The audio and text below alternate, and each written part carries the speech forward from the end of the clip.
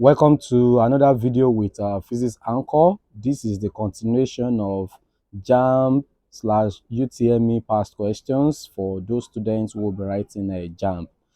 In this video, we'll be treating some few questions under electric field. Let's get started. So question number 1. If the distance between 2 point charges is increased by a factor of 4, the magnitude of the electrostatic force between them will be dash.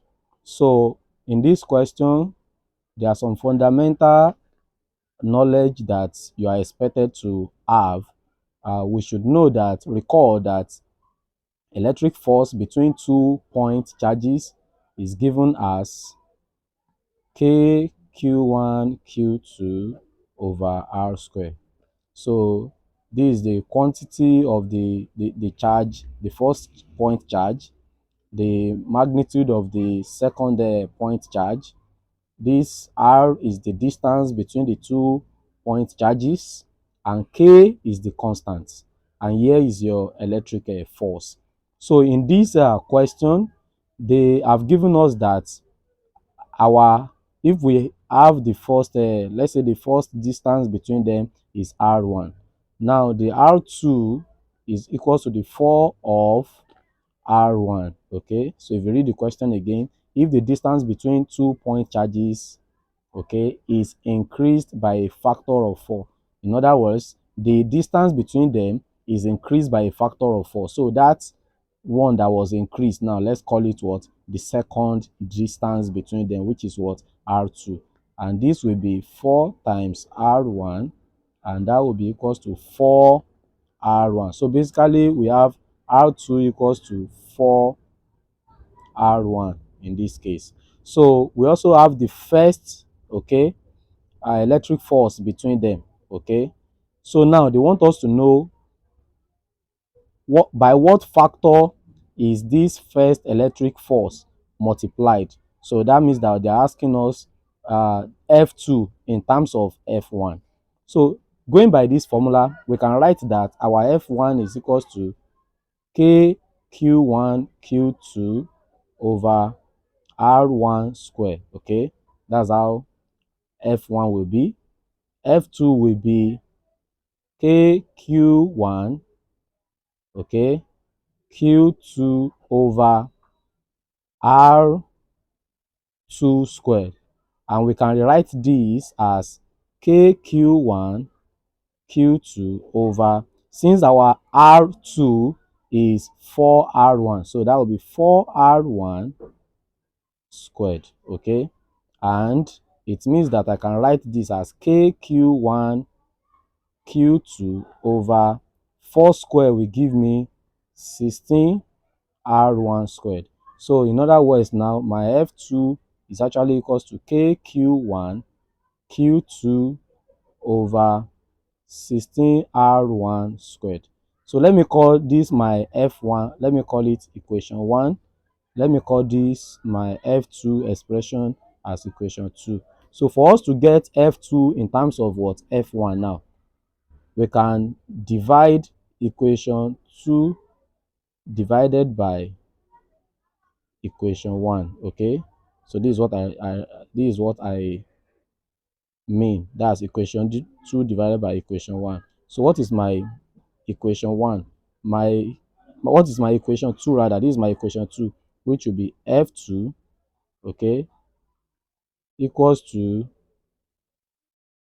KQ1 Q2, okay, over 16R1 squared. So I will divide this side by what? F1. Let me also divide this one, division of this one by what? The expression of F1, which is also KQ1 Q2 over R1 squared. So that will be R1 squared. Okay, and I can rewrite this as KQ1 Q2 over 16R1 squared.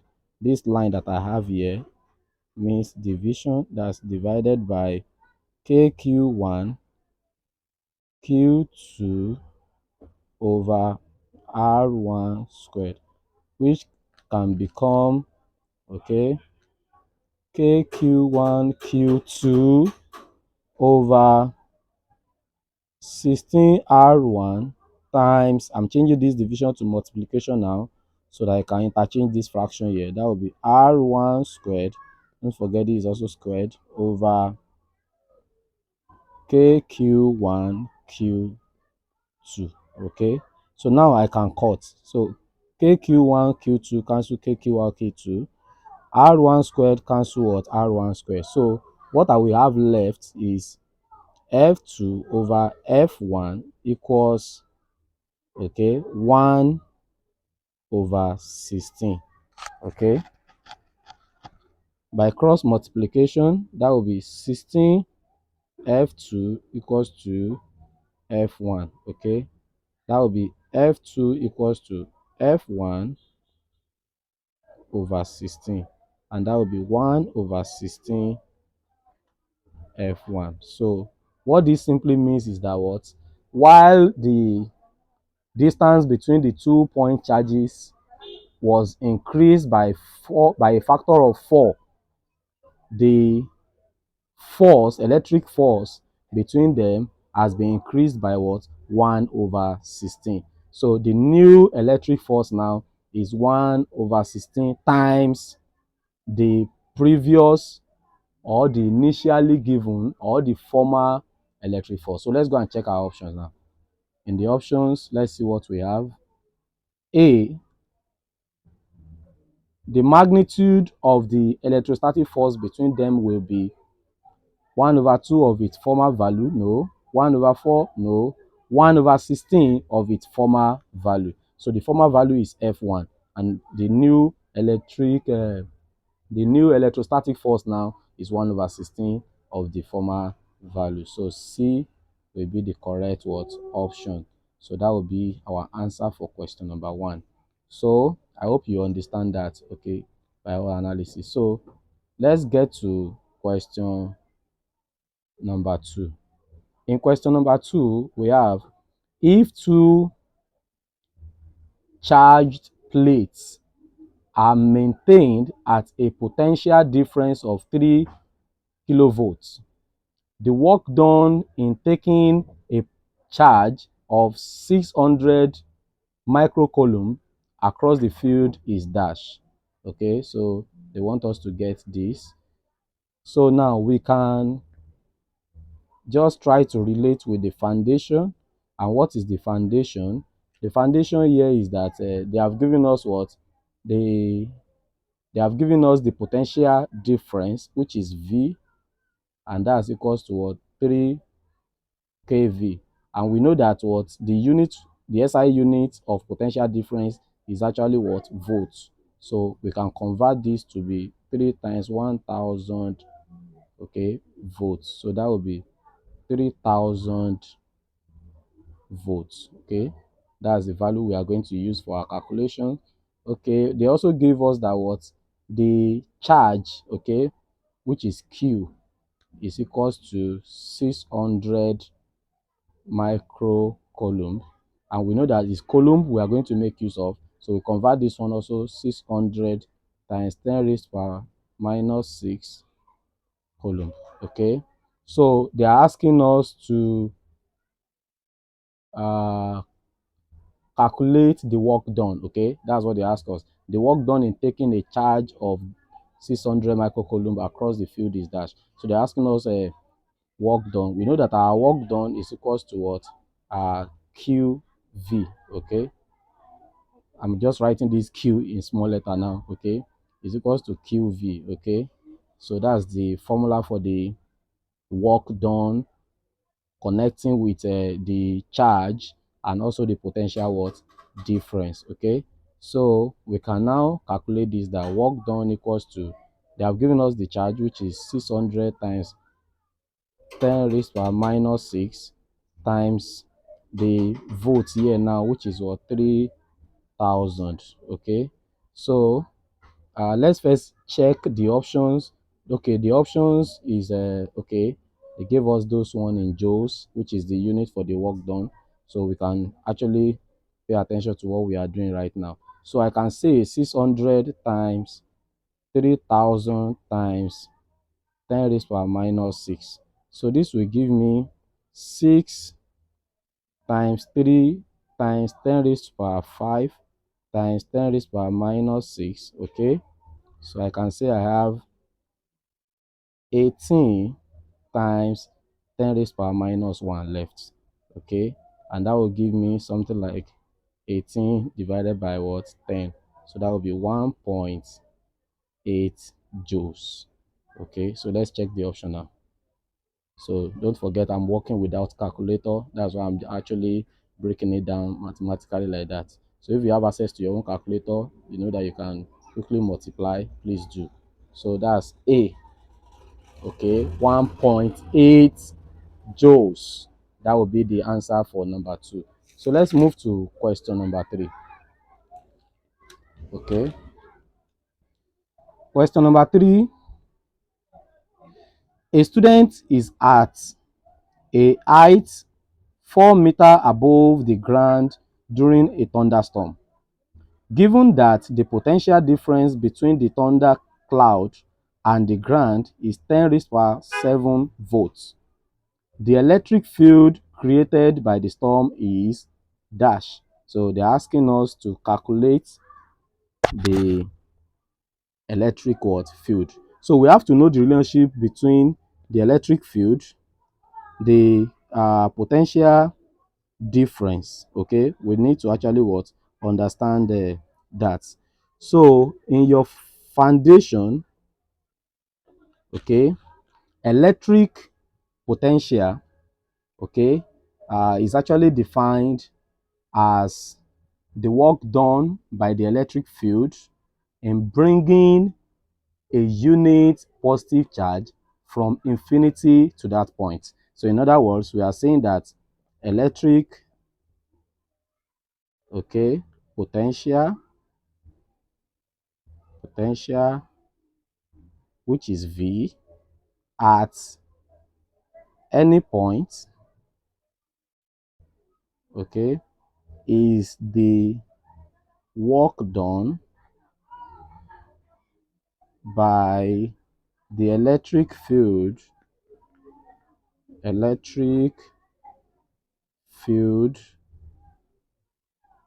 in bringing, okay, a unit positive charge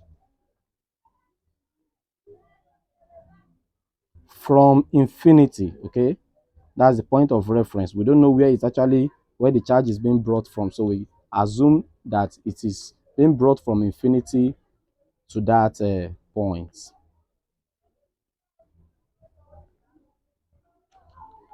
So in other words, what we are saying is that what? Potential difference equals the electric field, okay,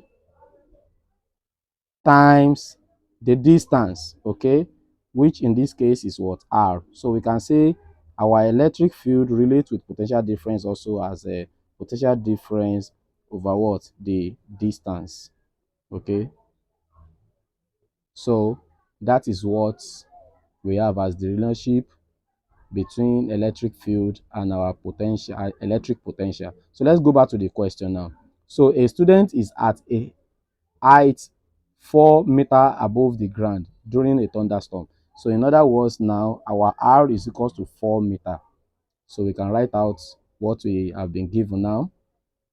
Given that the potential difference between the thunder cloud and the ground, okay, is 10 raised to power. So our V, potential difference, electric potential difference, is equals to 10 raised to power 7 volts. So the electric field created by the thunderstorm is dash. So we can calculate what? E now. E is the question mark. So we know that V over R. So let's make it very simple. That's 10 raised to power 7 over 4. That's what we have.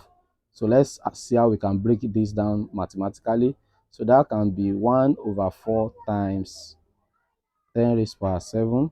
1 over 4 will give us 0.25, okay, times 10 raised to power 7.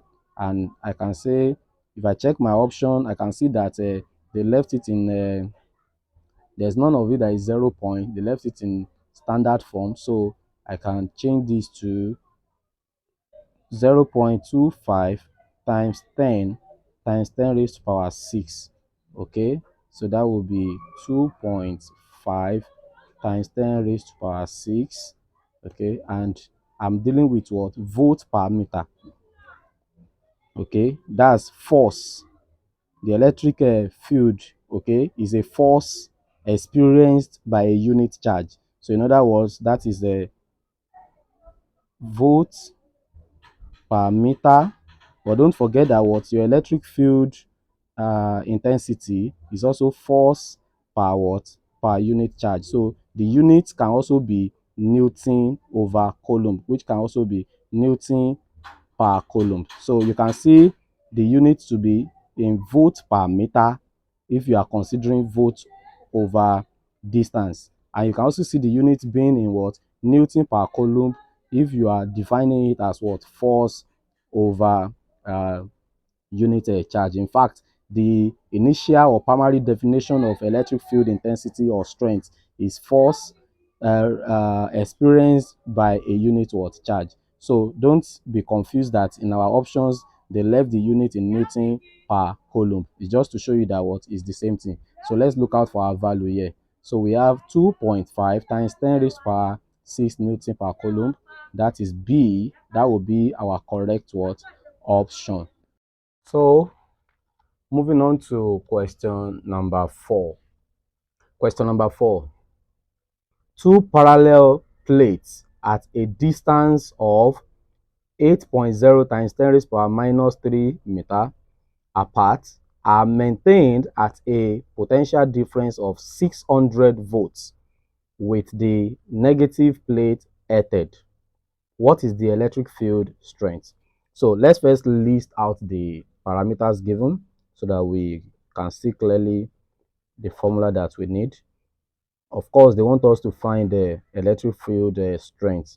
I've told you before, it can be called electric field strength or electric field intensity. Okay, so that's the question mark. But they give us electric potential, which is a V equals to 600 volts. Okay, and they give us the distance, which we normally use as what? R. That's 8.0 times 10 raised to power minus 3 meter. This is in the SI units. That's our distance, and V is also in its SI unit. So we are looking for electric field strength. So what do we know about the connection of this? All that we know is that this electric potential, okay, electric potential is the work done, okay, is the work done by electric field in bringing a unit positive charge from infinity to that point. So in other words, what we mean by that is that the electric potential at any point, okay, is the work done by the electric field in bringing a unit positive charge from infinity.